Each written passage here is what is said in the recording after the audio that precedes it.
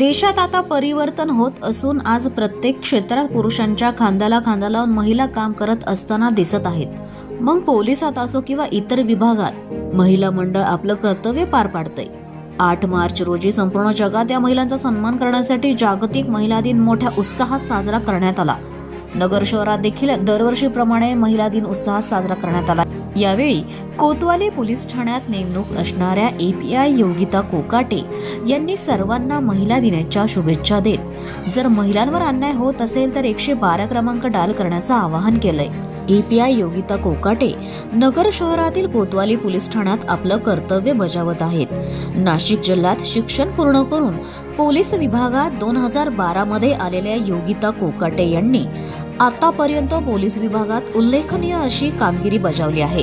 2012 मध्ये ठाणे शहरात पहिली पोस्टिंग मिळाल्यानंतर आता त्यांची नियुक्ती अहिल्यानगर येथे करण्यात आली असून कोतवाली पोलीस ठाण्यात गुन्हे शोध पथकाच्या API योगिता कोकाटे काम पाहत आहेत। माझं नाव योगिता सुशील कोकाटे। माझं शिक्षण MA झालेलं आहे।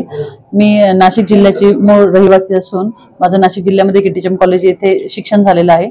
मी पोलीस खात्यामध्ये सन 2012 पासून भरती झालेली असून माझी सर्वात पहिली पोस्टिंग झालेली आहे ठाणे शहर। ठाणे शहरात मी 9 ते 10 वर्ष कामकाज केले आहे। त्यानंतर प्रमोशनवर मला अहिल्यानगर मिळालं असून मी अहिल्यानगरमध्ये शिर्डीमध्ये 2 ते 2.5 वर्ष कामकाज केलं असून त्यानंतर मी आता कोतवाली पोलीस स्टेशनमध्ये नेमणुकीस आहे। मी माझी कोतवाली पोलीस स्टेशन येथे नेमणूक झाल्यानंतर आमच्या पोलीस स्टेशनचे प्रभारी अधिकारी माननीय प्रताप दराडे साहेब यांनी मला एक महिला असून सुद्धा इथे गुन्हे शोध पथकामध्ये कामकाज करण्याचा खूप चांगली एक संधी दिलेली आहे। मागील 1 वर्षापासून माझी नेमणूक कोतवालीला आहे, तेव्हापासून मी गुन्हे शोध पथकामध्ये कामकाज करते।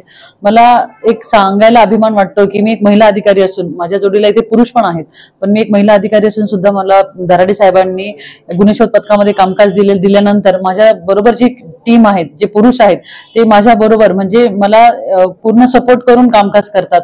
कुठे बंदोबस्त असो, कोणती रॅली असो, कायदा सुव्यवस्था असो, मर्डर सारखे गुन्हे असो, चोरी सारखे डकैती असो किंवा दरोडा असो, या प्रत्येक गोष्टीमध्ये मला माझ्या बरोबर जे पुरुष आहेत यांनी मला खूप चांगला सपोर्ट केलेला आहे।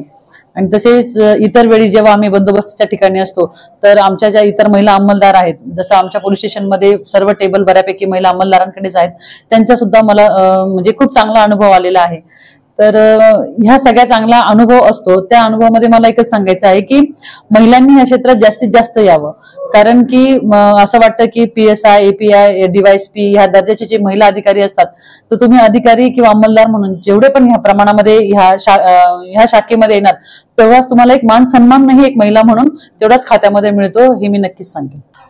मी सर्व महिलांना किंवा सर्व नागरिकांना एक विनंती किंवा एक आवेदन करते की सगळ्यात पहिले की शहरामध्ये माननीय CP सर आणि आयुक्तालयाच्या ग्रामीण भागामध्ये माननीय SP सर यांनी महिलांसाठी एक त्यांना तात्काळ मदत मिळावी यासाठी डायल 112 म्हणून सरकारने एक सुविधा चालू केलेली आहे। या सुविधेसाठी महिलांनी विनासंकोच तुम्हाला काही अडचण आली, तुमची कुठे छेडछाड झाली किंवा तुम्हाला घरात काही मानसिक त्रास आहे किंवा तुम्ही पोलीस स्टेशन पर्यंत येऊ शकत नाही तर तुम्ही 112 ला फोन करायचा आहे आणि पोलीस तुमच्या दारात येणार आहेत। त्याच्यामुळं तुम्हाला आमच्यापर्यंत येण्याची गरज नाही, आम्हाला तुमच्यापर्यंत येण्यासाठी ही एक सुविधा निर्माण केलेली आहे डायल 112। तुम्हाला काही त्रास असेल तर तुम्ही 112 ला कॉल करा, त्यासाठी आम्ही येऊ।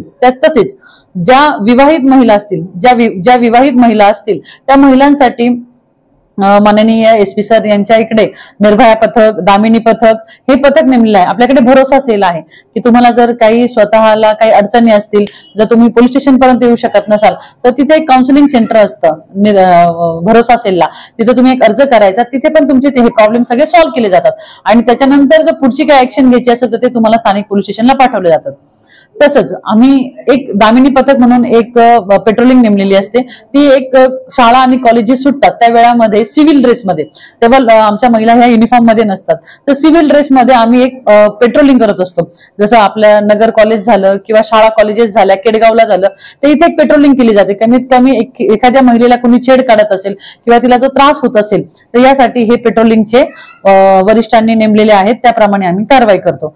तर सर्वांना एक विनंती आहे की जर तुम्हाला खरंच काही त्रास आहे किंवा काय तर तुम्ही 100% आमच्यापर्यंत या। तुम्ही आमच्यापर्यंत आल्यानंतर त्याची कारवाई करून तुम्हाला रिझल्ट देण्याचं काम आम्ही 100% करणार। आणि सगळ्यांना मनापासून महिला दिनाच्या हार्दिक शुभेच्छा।